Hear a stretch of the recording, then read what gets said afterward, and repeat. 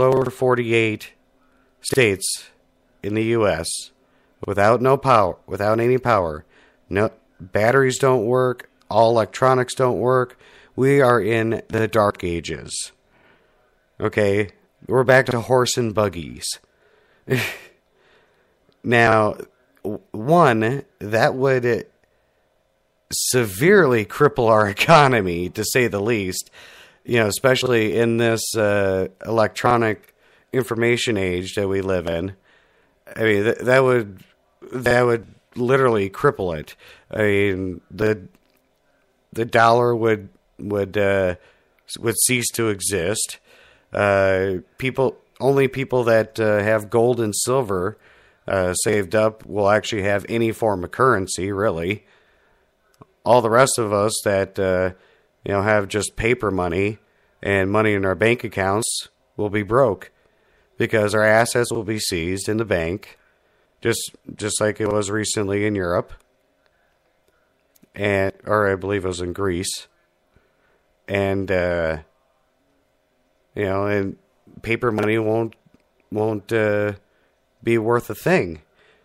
Now, one could say, all right, well, that'll give Obama plenty enough excuse to declare martial law and have the DHS come in and yada, yada, yada. Right?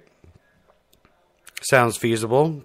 Declare a state of emergency and take over. But then again, if he declares a state of emergency and all electronics are shut down, who's going to hear it? How are they going to get the word?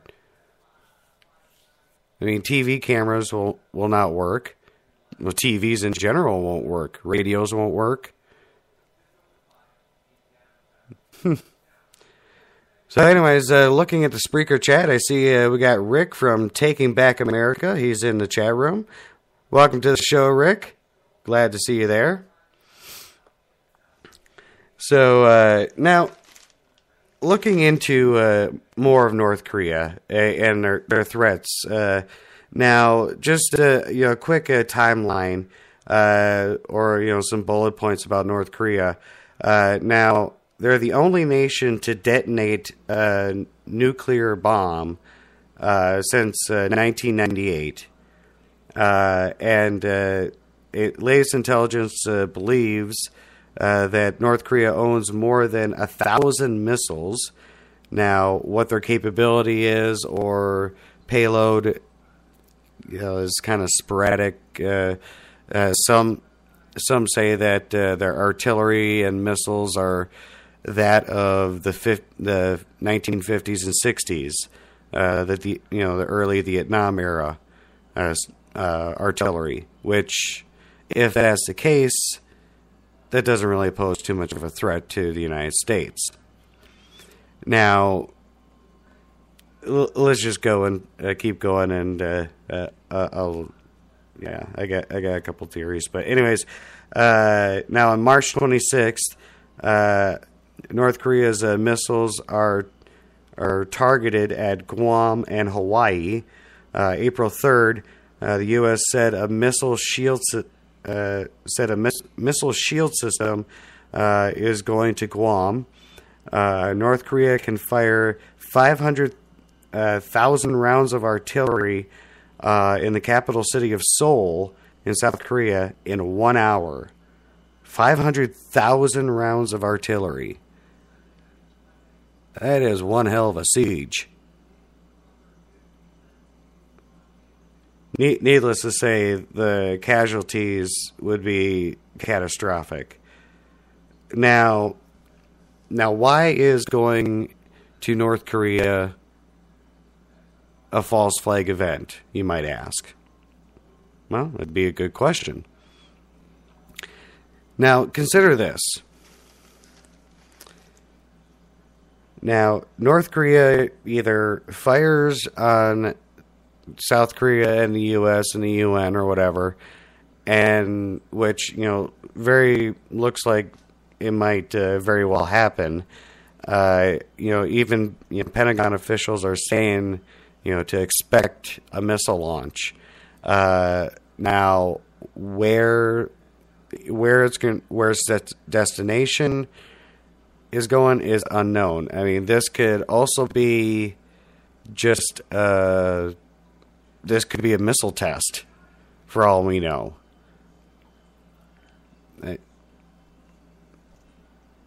I don't get a reaction out of the world community.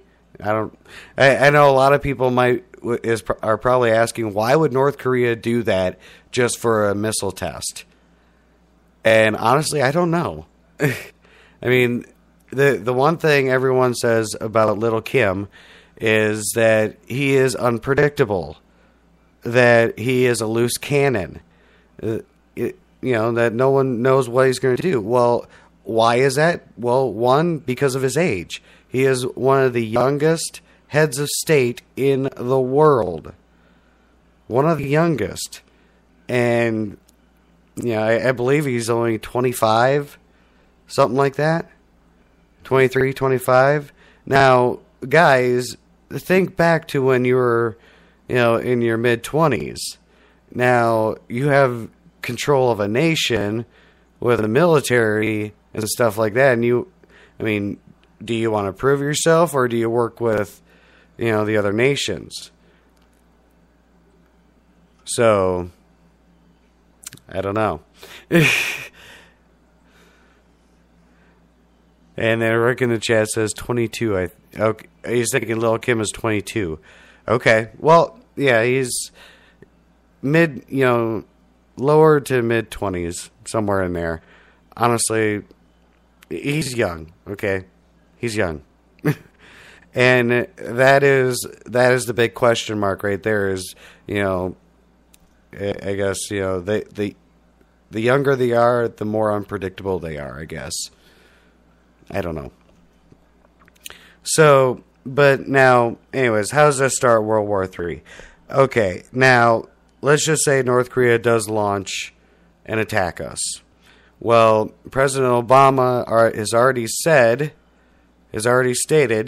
after speaking with the UN Secretary General, there's nothing going on there, that the United States will take all necessary steps to protect the American people, and he urged North Korea to end its belligerence. So now the U.S. is already, standing up and saying, "Okay, well, you're going to do that. Well, we'll counter whatever you do, and have the full force of the U.S. military." Now, and probably the UN as well, because you got to remember, the UN has already placed heavy sanctions on North Korea. So if North Korea were to attack South Korea, the United States, or just the United States, in a sense, the UN would also go after North Korea. Now, here's where World War III starts. Now, China and Russia and Iran. China and Russia aren't exactly happy with this. That's no secret. Russia's already threatened to nuke the United States already if we stick our nose in their allies as sovereign states, or their civil affairs if we stick, referring to Syria. That they would nuke us already. China's not too happy with us. However, they don't want to see an end to us either, because we owe them so much debt that they want their money back. So they're not going to want to see the U.S. economy go down or anything like that. But the one thing China doesn't want is a United States or a UN takeover of North Korea. Why? Because that will place UN and US bases right on the Chinese border. And with Russia and China being allies of North Korea, obviously they're going to come to their aid. So And then Iran, well, Israel isn't too happy with Iran, and who knows? Something might be sparked. The U.S. has said that, they're thinking about military intervention in Syria, which could bring Iran into it. Or if Iran continues and gets closer to their nuclear weapons program, Israel has said that they're going to attack, and the U.S. has said that they will attack as well.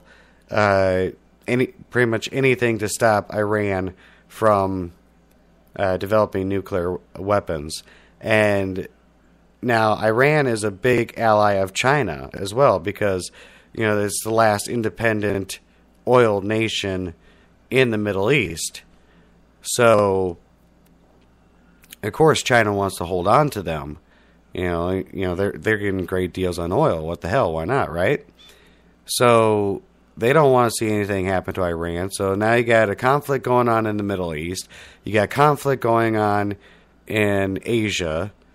And all of our military forces are sent to the combat zones to, do whatever. And what does that leave us, the American people? Well, that leaves us completely defenseless for the Department of Homeland Security to come in. Because according to the NDAA, there's a provision in there that allows Obama to become a dictator if he declares a state of emergency. And we already know how quick Obama is to declare states of emergency.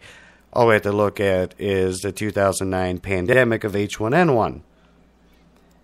Wasn't exactly the biggest scare that they said it was. Honestly, when clinics are not even testing you for H1N1, it's just a scare. At least in my mind. You might think differently, but hey. Excuse me. So all of our U.S. troops will be deployed for war.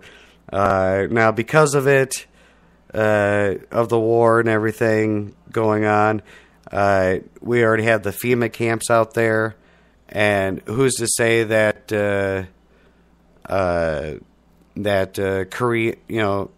Korean Americans won't be detained like Japanese Americans were back in World War II, or people that speak out against the government.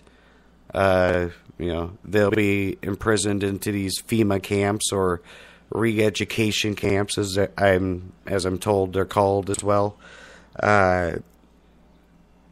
So basically, with our military forces gone, there's going to be no one to protect us. And and you might be thinking, well, what about the American people? The American people will, fight tooth and nail. Well, my answer to that is, well, I'm sure they will. But kind of hard to fight the Department of Homeland Security with bats and knives. One does not bring a knife to a gunfight.